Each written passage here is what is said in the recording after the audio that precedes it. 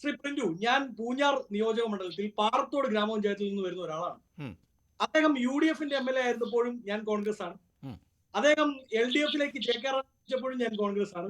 ഉം, അദ്ദേഹം സ്വതന്ത്രനായി മത്സരിച്ചപ്പോഴും ഞാൻ കോൺഗ്രസ് ആണ്. ഇന്ന് അദ്ദേഹം നിങ്ങളുടെ കൂടെ ചേർന്നപ്പോഴും ഞാൻ കോൺഗ്രസ് ആണ്. ഉം. അതുകൊണ്ട് ശ്രീ പൂഞ്ഞാർ നിയോജക മണ്ഡലത്തിലുള്ള ബന്ധങ്ങളെ പറ്റിയും അദ്ദേഹത്തിന് ഇവിടുത്തെ സഭാ നേതൃത്വവുമായുള്ള ആഴമേറിയ ഇൻ ഡെപ്ത് റിലേഷൻഷിപ്പ് എന്ന് അങ്ങ് പറഞ്ഞ ആ ബന്ധത്തെ പറ്റിയും അങ്ങ് എനിക്ക് ക്ലാസ് എടുക്കരുത്. അങ്ങനെ ഒന്നേ ഇല്ല.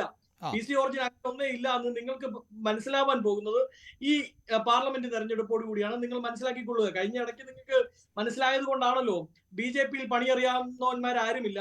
BJP-യുടെ സംസ്ഥാന പ്രസിഡന്റ് കഴിവ് കെട്ടവനാണ്. ഇവന്മാരുടെ കൂടെ നിന്നാൽ ഉള്ള വോട്ടും കൂടെ പോകും എന്ന് പറഞ്ഞ് കോട്ടയം പ്രസ് ക്ലബിൽ പ്രസ് മീറ്റ് വിളിച്ചുകൊണ്ടാണ് PC ജോർജ് ആ മുന്നണി വിടുന്നത്. അങ്ങേക്ക് ഓർമ്മയുണ്ടല്ലോ, BDJS-ഉം ഇവരുടെ സെക്യുലർ പാർട്ടിയും ഒക്കെ ചേർന്ന് ആ മുന്നണിയിൽ ചേരുന്നു. പിന്നീട് ആ മുന്നണി വിട്ടുപോയപ്പോ BJP-യിൽ പണിയറിയാവുന്നവന്മാരാരുമില്ല. ആ വാക്കുകൾ ഞാൻ കോട്ട് ചെയ്യണം, വളരെ കൃത്യമായി ആർക്കൈവ്സിൽ കാണും. BJP-യുടെ സംസ്ഥാന പ്രസിഡന്റ് ചുക്കിനും ചുണ്ണാമ്പിനും കൊള്ളരുതാത്തവനാണ്. ഇവന്മാരുടെ കൂടെ കൂടിയാൽ എന്റെ ഉള്ള വോട്ടും കൂടെ പോകും എന്ന് പറഞ്ഞുകൊണ്ടാണ് അദ്ദേഹം കോട്ടയം പ്രസ് ക്ലബിൽ ഡേറ്റ് ചെയ്യാൻ പ്രസ് മീറ്റ് വിളിച്ചുകൊണ്ടാണ് അദ്ദേഹം മുന്നണി വിട്ടുപോയത്. PC ജോർജിനെ തന്നെ ഞാൻ ഉദ്ധരിക്കുകയാണ്. രണ്ട്, എന്തുകൊണ്ടാണ് തൃശ്ശൂർ? അല്ല, പക്ഷേ ഞാൻ അവിടെ ഒന്ന് ഇടപെടുന്നത്, താങ്കൾ ഈ സൂചിപ്പിച്ചതുപോലെ ഇത്രയധികം എതിർപ്പുകളും വിയോജിപ്പും പറഞ്ഞ ഒരു നേതാവിനെ വീണ്ടും കൂടെ കൂട്ടാൻ BJP-ക്ക് സാധിക്കുന്നു എന്ന ഭാഗവും നമുക്ക് വിസ്മരിച്ചുകൂടാ.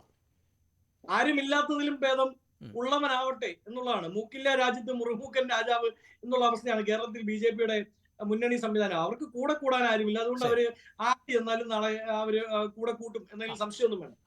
അതുകൊണ്ട് BJP ഇപ്പൊ PC ജോർജിനെ ചുമക്കുന്നു. കുറച്ചു കാലം കഴിയുമ്പോൾ ചന്ദനം ചുമന്നവനെ ചന്ദനം നാറുകയും ചാണകം ചുമന്നവനെ ചാണകം നാറും എന്ന് പറഞ്ഞ പോലെ കുറച്ചുകൂടി അദ്ദേഹത്തിന്റെ മണം PC ജോർജിനാൽ അവിടെ നിന്ന് വമിക്കപ്പെടുമ്പോൾ ഒന്നെങ്കിൽ ഇവരെടുത്ത് പുറത്തു കളയും, ഇല്ലെങ്കിൽ അദ്ദേഹം തന്നെ സ്വമേധയാ വെളിയിൽ വരും. അതവിടെ നിൽക്കട്ടെ. PC ജോർജ് ഒന്നും കേരള രാഷ്ട്രീയം ചർച്ച ചെയ്യേണ്ട അവസ്ഥയേ അല്ല. അങ്ങനെ ഒരു വ്യക്തിയാണ് എന്ന് ഞാൻ വ്യക്തിപരമായി വിശ്വസിക്കുന്നില്ല. അദ്ദേഹം രാഷ്ട്രീയത്തിൽ യാതൊരു വാക്കിന് വിലയില്ലാത്ത, എല്ലാ കാലത്തും പറഞ്ഞ വാക്ക് ഒരിക്കലും പാലിച്ചിട്ടില്ലാത്ത, എല്ലാ കാലത്തും രാഷ്ട്രീയ പിമ്പിങ് നടത്തിയിട്ടുള്ള നേതാവാണ്. അദ്ദേഹത്തെ പറ്റിയൊക്കെ ചർച്ച ചെയ്ത് എന്തിനാണ് അഭിലാഷ് സമയം കളയുന്നത്?